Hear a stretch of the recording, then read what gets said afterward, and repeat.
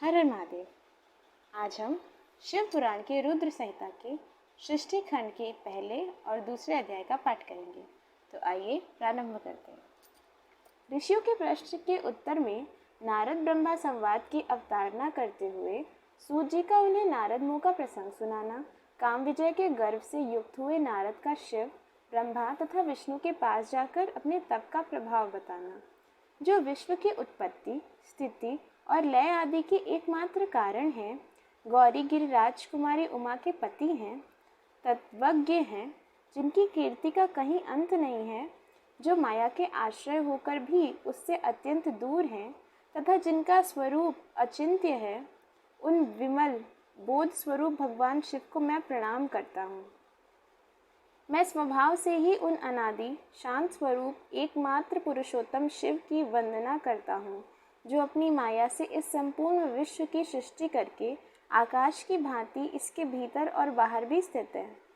जैसे लोहा चुंबक से आकृष्ट होकर उसके पास ही लटकता रहता है, उसी प्रकार ये सारे जगत सदा सब ओर जिसके आसपास ही भ्रमण करते हैं, जिन्होंने अपने से ही इस प्रपंच को रचने की विधि बताई थी, जो सबके भीतर अंतर्यामी रूप से विराजमान है तथा जिनका अपना स्वरूप अत्यंत गूढ़ है, उन भगवान शिव की मैं सादर वंदना करता हूँ। व्यास जी कहते हैं, जगत के पिता भगवान शिव, जगन्माता कल्याणमयी पार्वती तथा उनके पुत्र गणेश जी को नमस्कार करके हम इस पुराण का वर्णन करते हैं।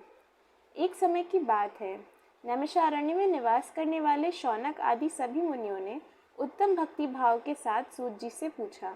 ऋषि बोले, महाभाग सूत जी, विद्येश्वर संहिता की जो साध्य साधन खंड नाम वाली शुभ एवं उत्तम कथा है, उसे हम लोगों ने सुन लिया। उसका आदि भाग बहुत ही रमणीय है तथा वह शिव भक्तों पर भगवान शिव का वात्सल्य स्नेह प्रकट करने वाली है। विद्वन, अब आप भगवान शिव के परम उत्तम स्वरूप का वर्णन कीजिए, साथ ही शिव और पार्वती के दिव्य चरित्रों का पूर्ण रूप से श्रवण करवाइए। हम पूछते हैं, निर्गुण महेश्वर लोक में सगुण रूप कैसे धारण करते हैं? हम सब लोग विचार करने पर भी शिव के तत्व को नहीं समझ पाते। सृष्टि के पहले भगवान शिव किस प्रकार अपने स्वरूप से स्थित होते हैं, फिर सृष्टि के मध्यकाल में वे भगवान किस तरह क्रीड़ा करते हुए सम्यक व्यवहार बर्ताव करते हैं, और सृष्टि कल्प का अंत होने पर वे महेश्वर देव किस रूप में स्थित रहते हैं। लोक कल्याणकारी शंकर कैसे प्रसन्न होते हैं, और प्रसन्न हुए महेश्वर अपने भक्तों तथा दूसरों को कौन सा उत्तम फल प्रदान करते हैं, यह सब हमसे कहिए। हमने सुना है कि भगवान शिव शीघ्र प्रसन्न हो जाते हैं। वे महान दयालु हैं, इसलिए अपने भक्तों का कष्ट नहीं देख सकते। ब्रह्मा, विष्णु और महेश, ये तीन देवता शिव के ही अंग से उत्पन्न हुए हैं। उनके प्राकट्य की कथा तथा उनके विशेष चरित्रों का वर्णन कीजिए। प्रभु, आप उमा के आविर्भाव और विवाह की कथा कहिए, विशेषतः उनके ग्राहस्थाय धर्म का और अन्य लीलाओं का भी वर्णन कीजिए। निष्पाप सूत जी, आपको ये सब तथा दूसरी बातें भी अवश्य कहनी चाहिए। सूत जी ने कहा, मुनीश्वरों, आप लोगों ने बड़ी उत्तम बात पूछी है। भगवान सदाशिव की कथा में आप लोगों की जो आंतरिक निष्ठा हुई है, इसके लिए आप धन्यवाद के पात्र हैं। ब्राह्मणों, भगवान शंकर का गुणानुवाद सात्विक, राजस और तामस तीनों ही प्रकृति के मनुष्यों को सदा आनंद प्रदान करने वाला है। पशुओं की हिंसा करने वाले निष्ठुर कसाई के सिवा दूसरा कौन पुरुष उस गुणानुवाद को सुनने से ऊब सकता है?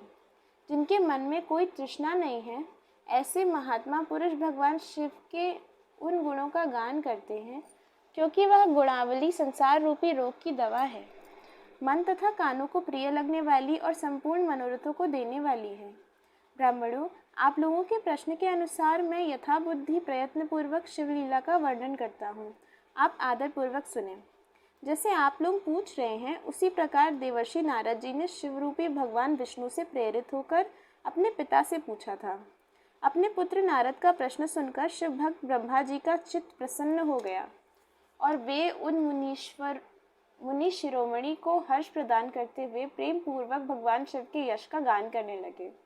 एक समय की बात है, मुनि शिरोमणि विप्रवर नारद जी ने जो ब्रह्मा जी के पुत्र हैं, विनीत चित्त हो तपस्या में मन लगाया। हिमालय पर्वत में कोई एक गुफा थी जो बड़ी शोभा से संपन्न दिखाई देती थी। उसके निकट देव नदी गंगा निरंतर वेग पूर्वक बहती थी। वहां एक महान दिव्य आश्रम था जो नाना प्रकार की शोभा से सुशोभित था। दिव्यदर्शी नारद जी तपस्या करने के लिए उसी आश्रम में गए। उस गुफा को देखकर मुनिवर नारद जी बड़े प्रसन्न हुए और सुदीर्घ काल तक वहां तपस्या करते रहे। उनका अंतःकरण शुद्ध था। वे दृढ़ता पूर्वक आसन बांधकर मौन हो प्राणायाम पूर्वक समाधि में स्थित हो गए। ब्राह्मणों, उन्होंने वह समाधि लगाई जिसमें ब्रह्मा का साक्षात्कार करने वाला अहम ब्रह्मस्मि, मैं ब्रह्म हूँ, यह विज्ञान प्रकट होता है। मुनिवर नारद जी जब इस प्रकार तपस्या करने लगे, उस समय यह समाचार पाकर देवराज इंद्र कांप उठे। वे मानसिक संताप से विफल हो गए। ये नारद मुनि मेरा राज्य लेना चाहते हैं। मन ही मन ऐसा सोचकर इंद्र ने उनकी तपस्या में विघ्न डालने के लिए प्रयत्न करने की इच्छा की। उस समय देवराज ने अपने मन से कामदेव का स्मरण किया। स्मरण करते ही कामदेव आ गए। महेंद्र ने उन्हें नारद जी की तपस्या में विघ्न डालने का आदेश दिया। यह आज्ञा पाकर कामदेव वसंत को साथ ले बड़े गर्व से उस स्थान पर गए और अपना उपाय करने लगे। उन्होंने वहां शीघ्र ही अपनी सारी कलाएं रच डाली। वसंत ने भी मदमस्त होकर अपना प्रभाव अनेक प्रकार से प्रकट किया। मुनिवरों, कामदेव और वसंत के अथक प्रयत्न करने पर भी नारद मुनि के चित्त में विकार नहीं उत्पन्न हुआ। महादेव जी के अनुग्रह से उन दोनों का गर्व चूर्ण हो गया। शौनक आदि महर्षियों, ऐसा होने में जो कारण था उसे आदरपूर्वक सुनो। महादेव जी की कृपा से ही नारद मुनि पर कामदेव का कोई प्रभाव नहीं पड़ा। पहले उसी आश्रम में काम शत्रु भगवान शिव ने उत्तम तपस्या की थी और वहीं उन्होंने मुनियों की तपस्या का नाश करने वाले कामदेव को शीघ्र ही भस्म कर डाला था। उस समय रति ने कामदेव को पुनः जीवित करने के लिए देवताओं से प्रार्थना की।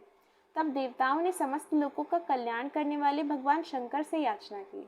उनके याचना करने पर वे बोले, देवताओं, कुछ समय व्यतीत होने के बाद कामदेव जीवित तो हो जाएंगे, परंतु यहाँ उनका कोई उपाय नहीं चल सकेगा। अमरगण, यहाँ खड़े होकर लोग चारों ओर जितनी दूर तक की भूमि को नेत्र से देख पाते हैं, वहाँ तक कामदेव के बाणों का प्रभाव नहीं चल सकेगा, इसमें संशय नहीं है। भगवान शंकर की इस उक्ति के अनुसार उस समय वहाँ नारद जी के प्रति कामदेव का निजी प्रभाव मिथ्या सिद्ध हुआ। वे शीघ्र ही स्वर्गलोक में इंद्र के पास लौट गए। वहाँ कामदेव ने अपना सारा वृतांत और मुनि का प्रभाव कह सुनाया। तत्पश्चात इंद्र की आज्ञा से वे वसंत के साथ अपने स्थान को लौट गए। उस समय देवराज इंद्र को बड़ा विस्मय हुआ। उन्होंने नारद जी की भूरी भूरी प्रशंसा की, परंतु शिव की माया से मोहित होने के कारण वे उस पूर्व वृतांत को स्मरण न कर सके। वास्तव में संसार के भीतर सभी प्राणियों के लिए शंभु की माया को जानना अत्यंत कठिन है।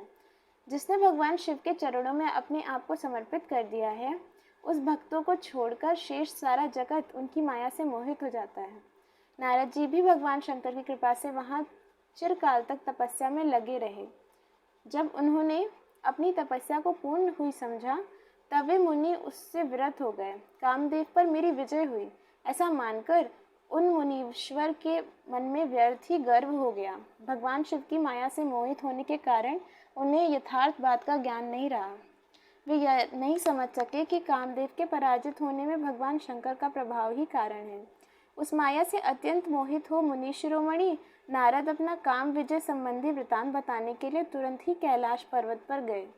उस समय वे विजय के मद से उन्मत्त हो रहे थे। वहाँ रुद्रदेव को नमस्कार करके गर्व से भरे हुए मुनि ने अपने आप को महात्मा मानकर तथा अपने ही प्रभाव से कामदेव पर अपनी विजय हुई समझ कर उनसे सारा वृतांत कह सुनाया। वह सब सुनकर भक्तवत्सल भगवान शंकर ने नारद जी से, जो अपनी ही माया से मोहित होने के कारण काम विजय के यथार्थ का कारण को नहीं जानते थे और अपने विवेक को भी खो बैठे थे, कहा।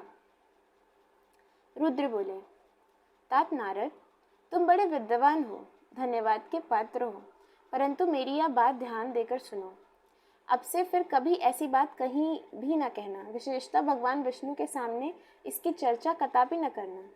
तुमने मुझसे अपना जो वृतांत बताया है उसे पूछने पर भी दूसरों के सामने न कहना।